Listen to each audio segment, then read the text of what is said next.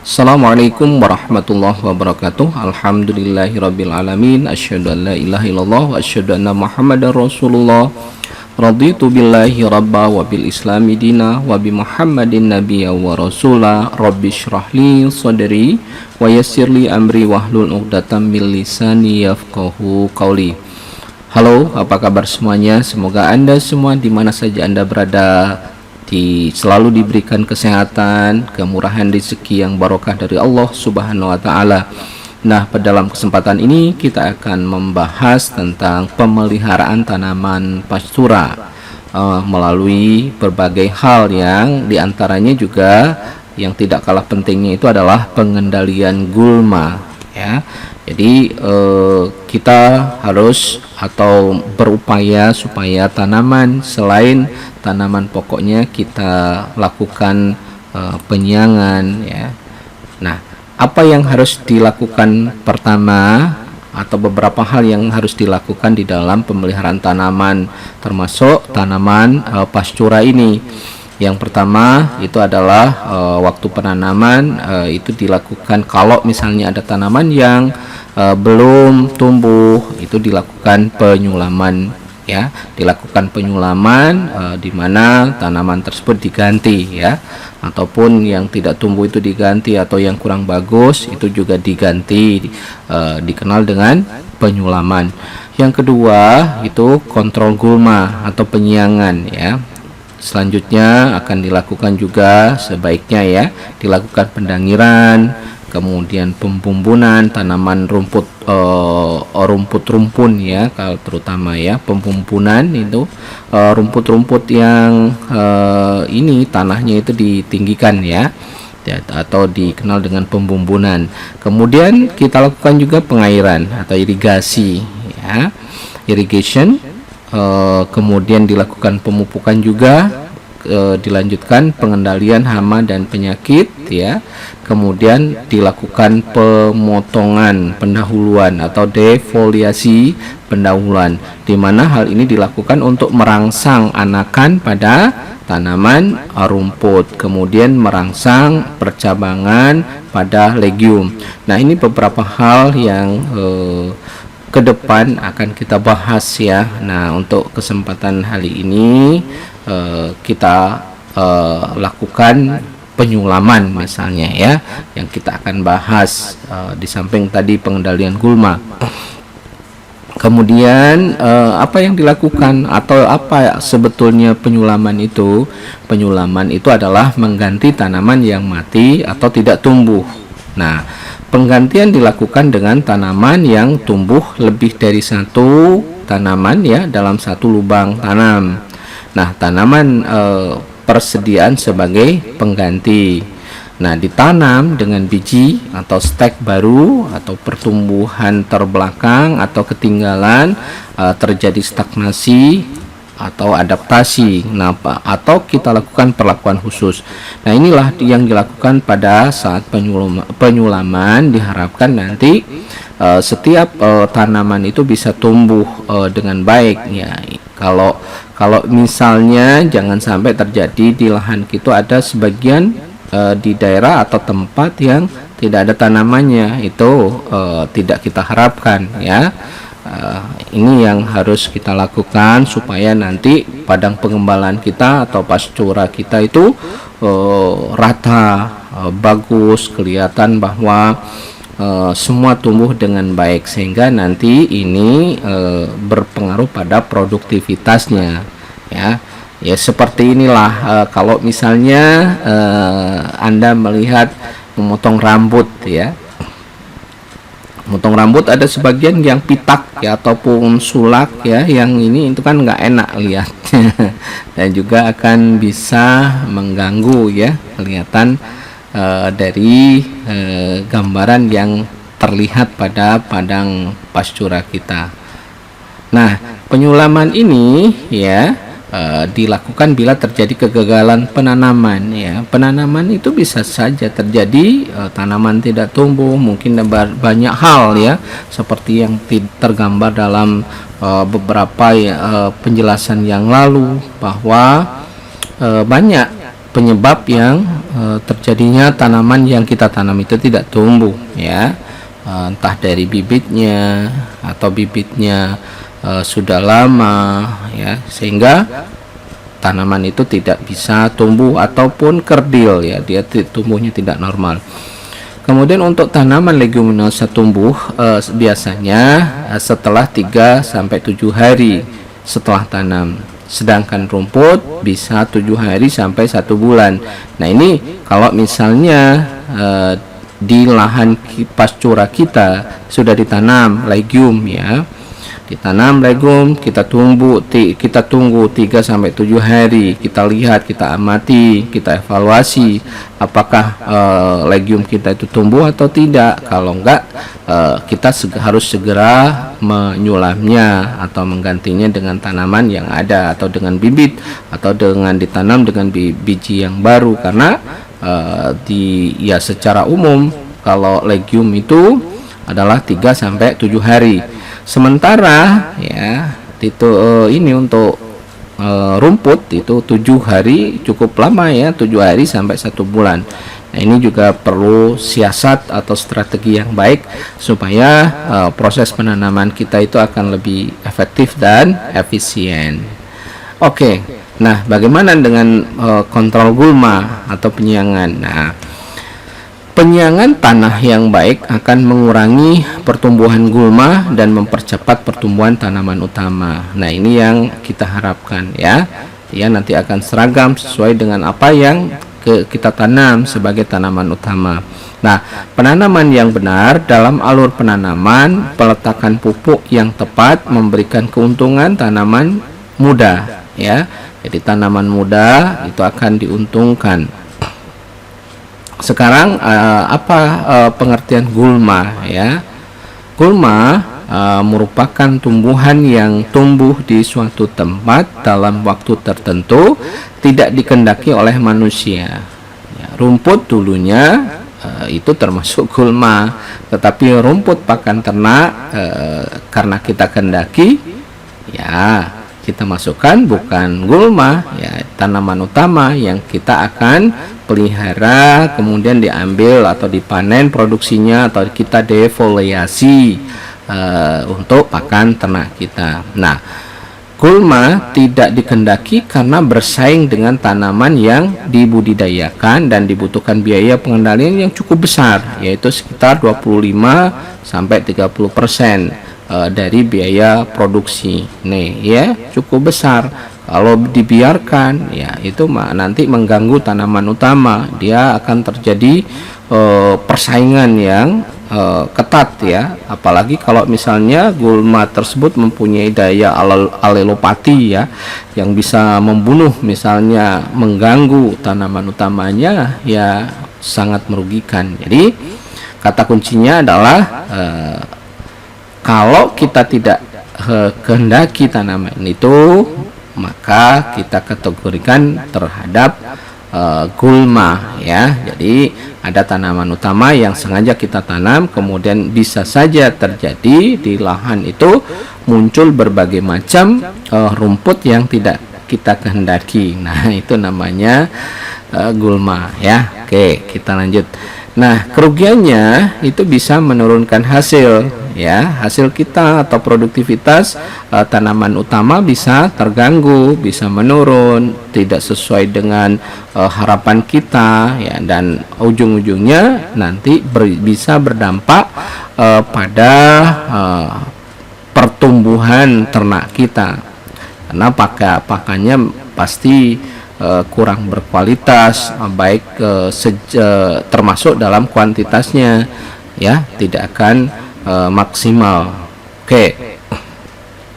Kemudian yang kedua, menurunkan kualitas hasil. Nah, tadi sudah Bapak jelaskan atau kita jelaskan, kualitasnya akan menurun karena tadi misalnya unsur haranya yang dia dapatkan tidak optimal. Jadi karena terjadi persaingan tadi yang berdampak pada kualitas rumputnya misalnya, ya. Kemudian yang ketiga, menurunkan nilai dan produktivitas tanah, ya, karena terjadi persaingan yang saling ini ya, yang ketat ya, jadi tanah juga akan terganggu karena banyak sekali unsur hara yang disedot, diambil ya, akhirnya tanah menjadi kurus atau menjadi tanah marginal nantinya. Yang keempat itu meningkatkan biaya pengerjaan tanah ya, itu jelas ya. Awalnya misalnya kalau tidak ada gulma kan tidak kita lakukan penyiangan tentunya ya, tidak dilakukan pengendalian, entah itu apapun yang dilakukan ya, pasti ada ongkos atau ada biaya ya, entah itu mencabut itu kan juga biaya. Kalau misalnya kita meminta seseorang yang bisa membantu kita untuk mengendalikan, itu juga ada ongkos di situ, termasuk mungkin kalau kita menggunakan bahan kimia. Kemudian yang kelima itu meningkatkan biaya penyiangan ya, tadi ya secara umum ya, biaya penyiangan itu akan meningkat. Kemudian meningkatkan kebutuhan tenaga kerja juga ya. Yang ketujuh menjadi inang bagi hama dan penyakit ya. Jadi bisa saja terjadi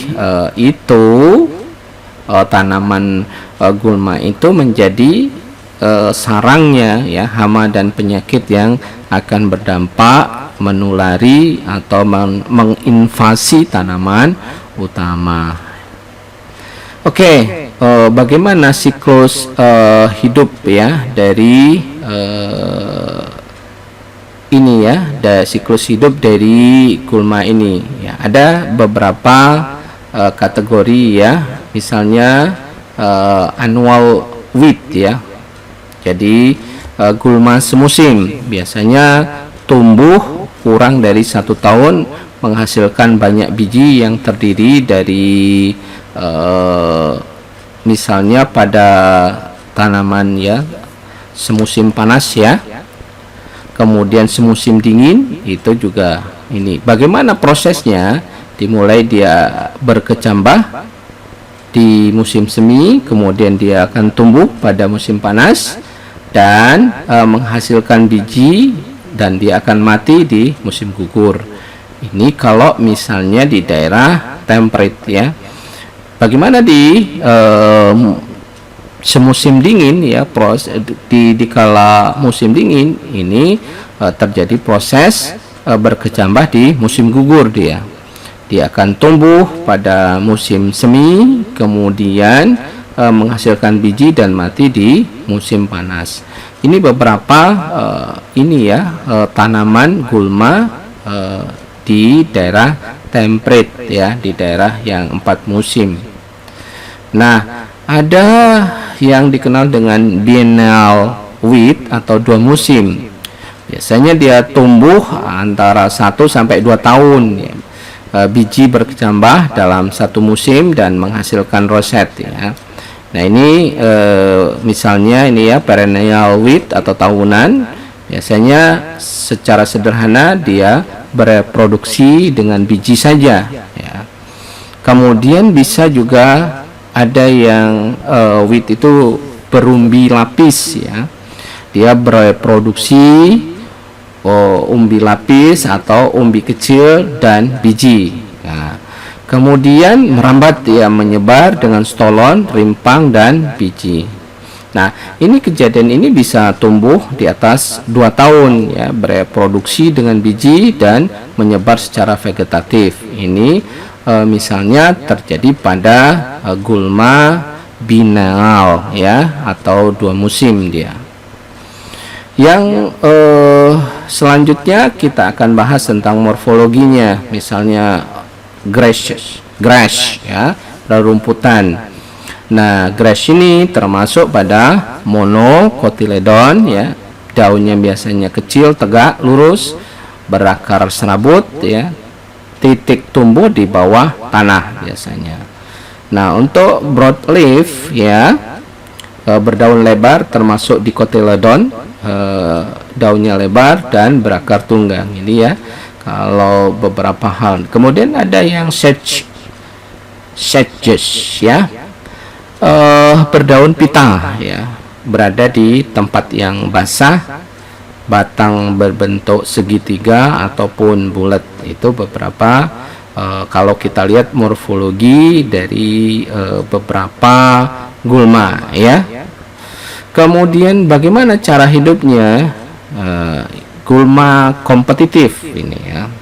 Nah, gulma kompetitif ini cukup kuat dalam berkompetisi, atau bisa jadi kategorinya sangat kuat dalam berkompetisi. Nah, biasanya dia mendominasi tanaman budidaya ini ya, apa yang kita budidayakan. Kemudian yang kedua itu gulma epifit ya. Hidupnya biasanya menumpang ya, tidak mengambil makanan dari inangnya. Yang berikutnya itu adalah gulma parasit ya. Hidupnya menumpang dia, jadi mengambil makanan dari tanaman yang ditumpangi. Nah, ini ada yang berbahaya, yang jelas semuanya merugikan ya, tapi yang cukup merugikan ya, atau sangat merugikan itu adalah gulma parasit, karena dia hidupnya menumpang ya, jadi parasit. Kemudian berikutnya adalah gulma ruderal ya. Ini tumbuh di tempat yang tidak digunakan, kehadirannya tidak dipedulikan manusia ya. Jadi secara umum itu gulma parasit ini yang cukup berbahaya ya, karena dia mengambil makanan dari tanaman yang ditumpanginya. Ini adalah broadleaf ya, gulma yang sering kita temukan di lapangan, yang sering kita lihat ya. Kalau misalnya Anda ke lahan ya, pastura, sering muncul gulma ini, broadleaf. Ini grasses ya, ini adalah alang-alang ya, Imprata cylindrica. Nah, ini sangat kuat kompetisinya, dan bahkan sulit untuk diberantas ya, karena perakarannya cukup dalam dan menyebar dia. Nah, jadi kalau cuma dipotong di atasnya, biasanya dalam waktu sekejap ya, sehari 2 hari sudah muncul kembali.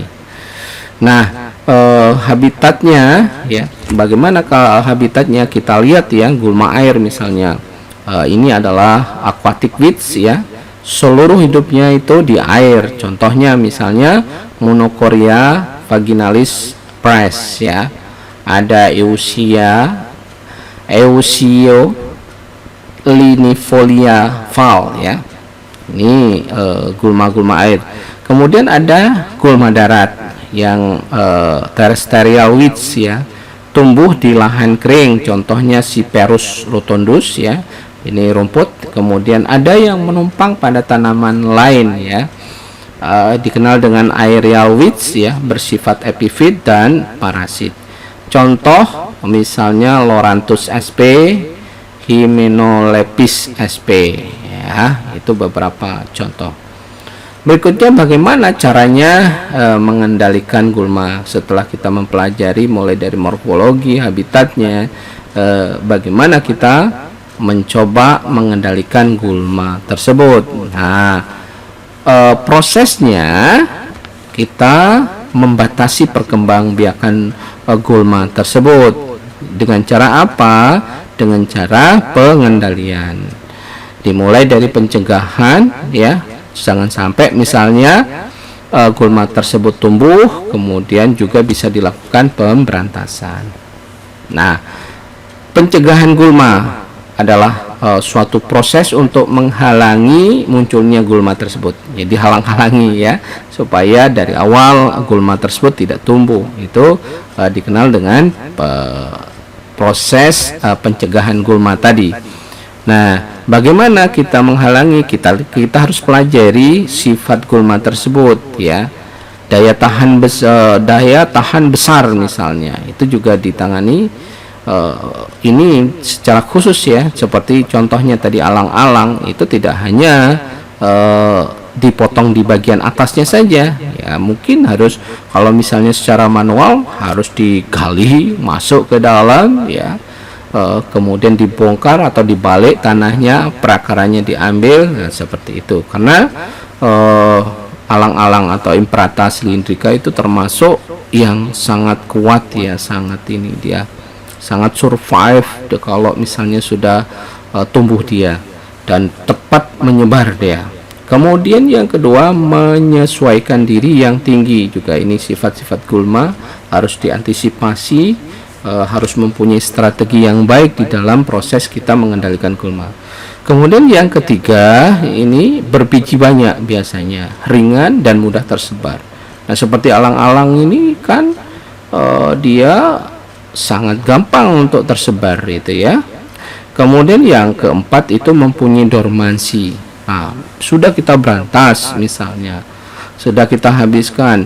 Nah, kalau ada dia mempunyai biji yang dorman dan cukup lama, dia suatu saat dia tinggal tunggu waktu untuk tumbuh kembali. Nah, bagaimana pencegahannya? Bisa kita menggunakan secara hayati, secara kultur teknis, ataupun secara fisik ya.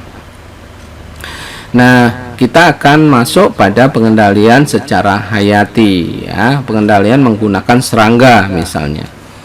Di alam selalu ada musuh alami ya, tiap-tiap tanaman itu tinggal kita bagaimana mengupayakan supaya kita bisa memelihara musuh alaminya itu.